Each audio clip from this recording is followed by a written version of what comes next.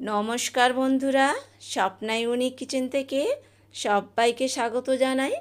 আজকে নিয়ে নিয়েছি দানাওয়ালা কলার রেসিপি বানিয়েছি। তো কিভাবে বানাবো সেটা আপনাদের সঙ্গে এখন শেয়ার করব। এই দানাওয়ালা কলা পাকা বা কাঁচা অনেকেই খেতে চায় না, তার কারণ হচ্ছে এতে প্রচুর দানা। তো পেকে গেলে খুব মিষ্টি হয়, কিন্তু দানার জন্য মানুষ খেতে পারে না। আবার কাঁচা কলা যে খাবে এতেও প্রচুর দানা। তো কিভাবে খাবে সেটাই আজকে দেখাবো। এখানে দানাওয়ালা কলা ভালো করে ধুয়ে নিতে হবে। তবে কি বলুন তো, কাঁচকলা আমরা 20টা খেলে যে আয়রনটা পাই, এটা একটা খেলে এই দানাওয়ালা কলায় সেই আয়রনটা পাবো। তো বন্ধুরা, পুরো ভিডিওটা দেখার অনুরোধ রাখলাম। এরপরে প্রেশার কুকারে দিয়ে দিতে হবে, দিয়ে জল এখানে দিয়ে একটা আলু দিয়ে 2টো সিটি মেরে নেব। তো 2টো সিটি মারার পর দেখলাম সেদ্ধ হয়ে গেছে, জলটা ঝারিয়ে নিতে হবে।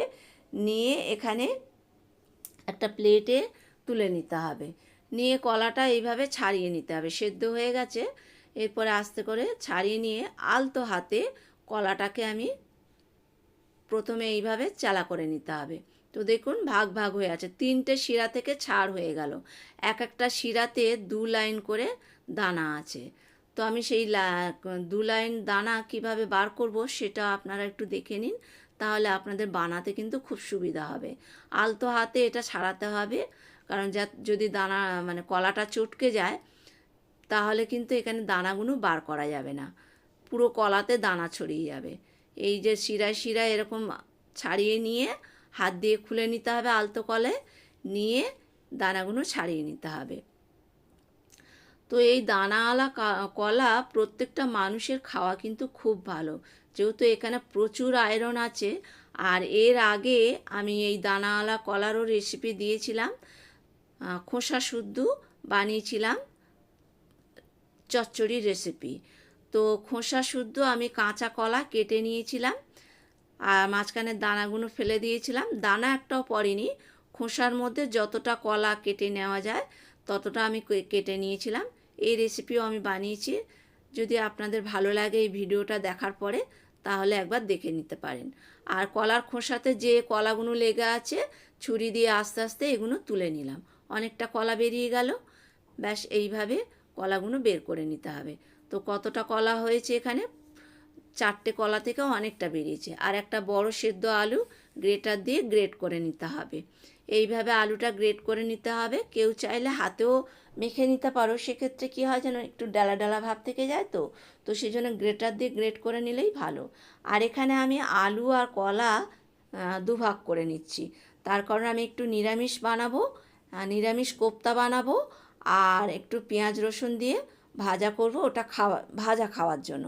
এরপরে দিয়ে দিতে হবে হলুদ গুঁড়ো, দিয়ে দিতে হবে চিলি ফ্লেক্স,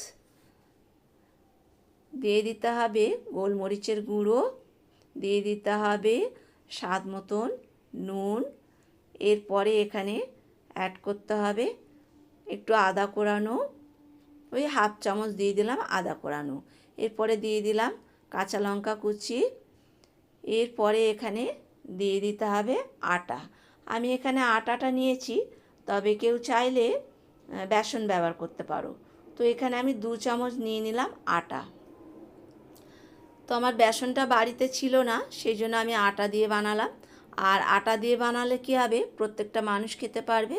আর আটাটা শরীরের জন্যও ভালো। আর তেলটা ভাজতে গেলে তেলও কম লাগে। যে কোনো জিনিস আটা দিয়ে ভাজলে তেল খুব কম লাগে।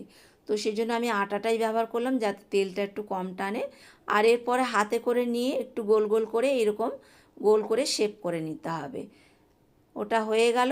এদিকে আমি ভাজা খাওয়ার জন্য যেটা নিয়েছিলাম, রসুন দিয়ে দিলাম, দিয়ে দিতে হবে পেঁয়াজ কুচি দিয়ে দিলাম, লঙ্কা কুচি দিয়ে দিলাম, আর দিলাম একটু আদা, গোলমরিচের গুঁড়ো, দিয়ে দিতে হবে চিলি ফ্লেক্স, দিয়ে দিতে হবে এখানে হলুদ গুঁড়ো, দিয়ে দিতে হবে আটা, 2 চামচ আটা দিয়ে দিলাম।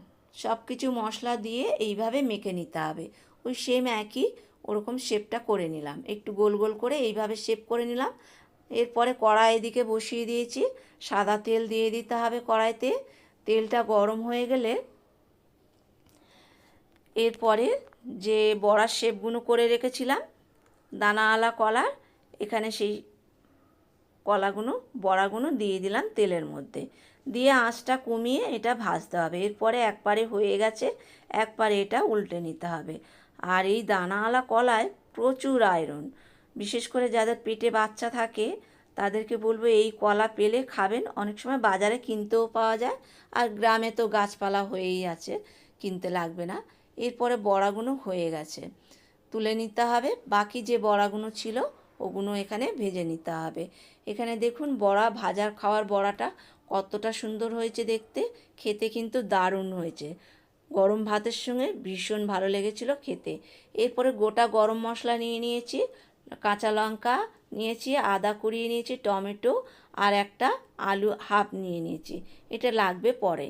এদিকে আলু সেদ্ধ আলু কেটে নিয়েছি পিস করে, নিয়ে নুন মাখিয়ে নিতে হবে এই আলুগুলোতে, নিয়ে এদিকে কড়াইতে ভাজা করে নেব। তো ভাজাটা আমার প্রায় হয়ে গেছে। এরপরে আলুগুলো তুলে নিতে হবে, নিয়ে ওই তেলেতেই দিয়ে দেব সাদা জিরে ফোড়ন আর গরম মশলা এখানে ফোড়ন দিলাম, দারচিনি, ছোটো এলাচ আর লবঙ্গ, তেজপাতা। এগুলো হয়ে গেলে এখানে দিয়ে দেব আদা কুড়িয়ে নিয়েছি।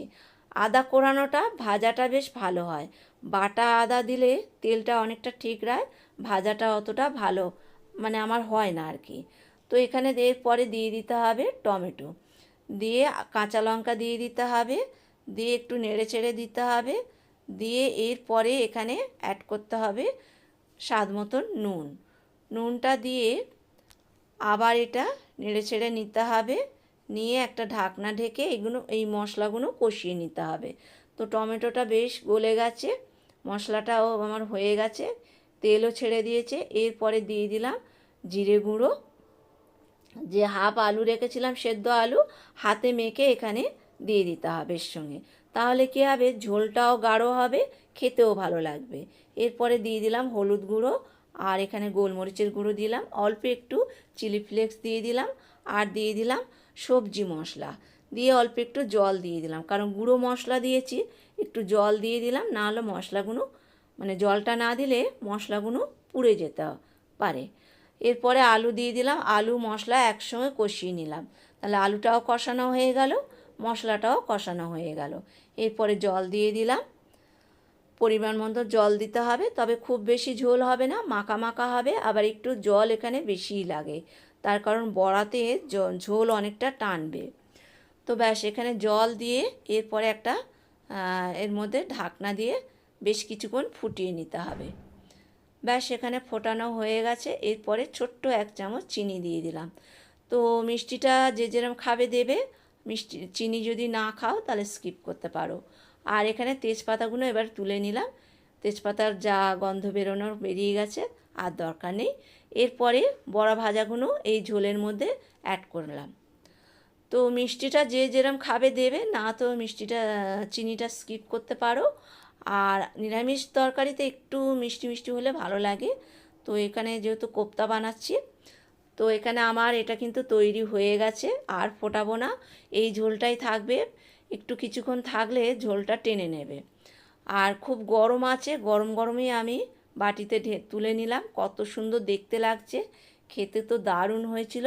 তবে হ্যাঁ, এখানে ঘি যারা খান নামানোর আগে একটু ঘি দিয়ে দেবেন, কাঁচা ঘি কোপ্তাটা নামানোর আগে, তাহলে খেতে আরও ভালো লাগবে। আমার ঘি ছিল না, সেই জন্য দিইনি। তো বন্ধুরা, ভিডিওটা ভালো লাগলে লাইক কমেন্ট শেয়ার করার অনুরোধ রাখলাম, পারলে একবার এইভাবে বানিয়ে খেয়ে দেখুন, ভালো লাগবে।